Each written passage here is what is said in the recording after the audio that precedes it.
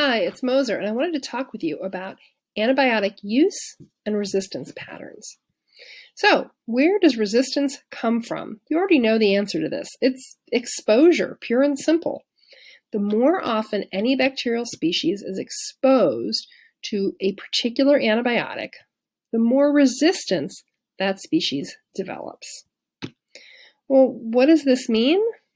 It means that bacteria are much more likely to show higher levels of resistance to the most commonly prescribed antibiotics. You see what the cat says. I don't need to read it. It also means that bacteria are more likely to show higher levels of resistance to an antibiotic that's time. In this case, being old often means you're not all that effective. Data! We love data. Collecting good data on patterns of antibiotic prescribing and use is really essential to understanding where resistance will pop up next and how prevalent resistance is. So imagine if we sample 450 people's gut bacteria and isolate a single species of bacteria, then perform a Kirby-Bauer test and look for resistance to common antibiotics. Well, what if out of the 450 people that we sampled, 134 people's gut bacteria show resistance? What percentage of that species is resistant to the antibiotic we're testing? Well, this is easy. We take 134, the number that showed resistance, divide it by 450, the total number we sampled, and multiply by 100. And we find that 29.78% of that bacterial species, according to our sampling, is resistant to the antibiotic being tested. Ooh, that's not good. We can also use that sort of data to track the percentage of resistance seen in a bacterial species over many years.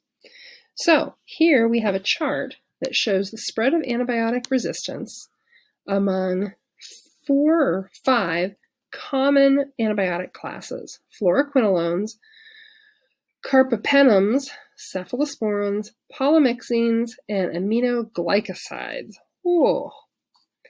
We can see that this red line here, the fluoroquinolones, have gone from 0% resistance in the year 2000 to about 25% resistance among bacteria sampled in 2012 or 13.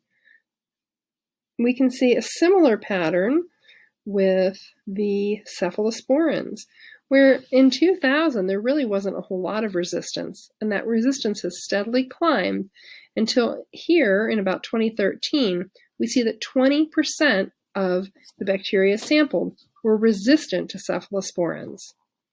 Polymyxins are interesting because there's 0% resistance from 2000 when this data starts all the way up till about 2011.